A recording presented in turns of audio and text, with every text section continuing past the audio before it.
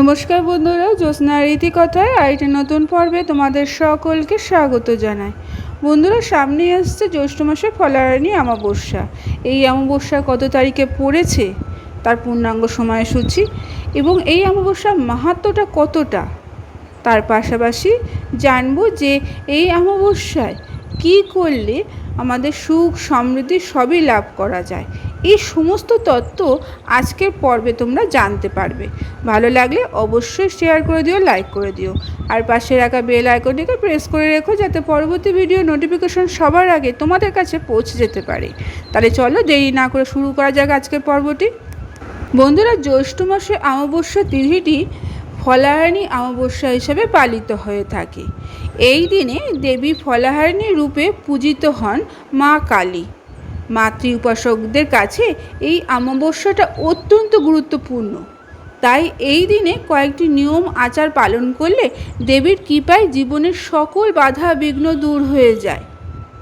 তাই এই বছর অর্থাৎ 2024 সালে কবে ফলাহারিণী অমাবস্যা পড়েছে তার পূর্ণাঙ্গ সময়সূচি এইবার আমরা একটু জেনে নেব। 2024 সালে ফলাহারিণী অমাবস্যার কালী পুজো হবে আগামী 5ই জুন 2024 বুধবার।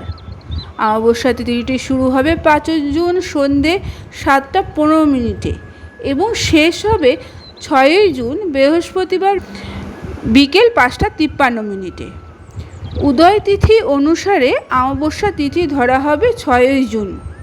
তবে যেহেতু কালী পুজো রাতে হয় তাই 5ই জুন রাতে অমাবস্যা পড়ে গেলেই শুরু হয়ে যাবে ফলাহারিণী কালী পুজো। এই তিথিতেই কালী পুজো করা শুভ। তবে ফলাহারিণী অমাবস্যায় কিছু নিয়ম আছে, যেমন এই অমাবস্যা মা কালীর পায়ে ফল নিবেদন করার প্রথা রয়েছে। জ্যৈষ্ঠ মাসে এই পুজোয় আম, জাম, লিচু, কাঁঠালের মতন নানা ফল পাওয়া যায়, সেই সব ফল নিবেদন করা যায়। এই দিনে ফল দিয়ে দেবীর পুজো করলে মায়ের আশীর্বাদ লাভ করা যায়। তবে শুধু গাছের ফল নয়, সাধকরা এই দিন তাদের কর্মফল দেবীর চরণে নিবেদন করে থাকেন। মা কালীর পায়ে কর্মফল নিবেদন করলে মোক্ষ লাভ করা যায়। তাই এই দিনে সাধকদের কাছে এই অমাবস্যা তিথিটি অত্যন্ত গুরুত্বপূর্ণ। বন্ধুরা, ফলাহারিণী অমাবস্যায় আবার একটা টোটকা করলে সমৃদ্ধ লাভের উপায় পাওয়া যায়। তন্ত্রসাধকদের কাছে ফলাহারিণী অমাবস্যা অত্যন্ত মাহাত্ম্যপূর্ণ তিথি। আর্থিক উন্নতির জন্য এই দিনে বাড়ির উত্তর পূর্ব কোণে একটি মাটির প্রদীপ জ্বালিয়ে রাখবেন। তবে তেল নয়, ঘি দিয়ে প্রদীপটা জ্বালাবেন। প্রদীপে 3টি লবঙ্গ, 3টি এলাচ এমন একটি মুদ্রা দেবেন। এই প্রদীপ কখনো নিজে থেকে নেবে না।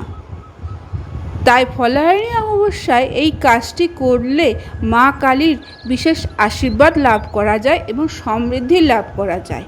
তাই তোমরা অবশ্যই এই টোটকাটি করে দেখবে, অবশ্যই উপকার পাবে। আজকের পর্বটি এখানে শেষ করলাম।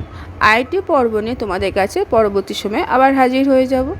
ততক্ষণ তোমরা ভালো থাকো, অপরকে ভালো রাখতে সাহায্য করো।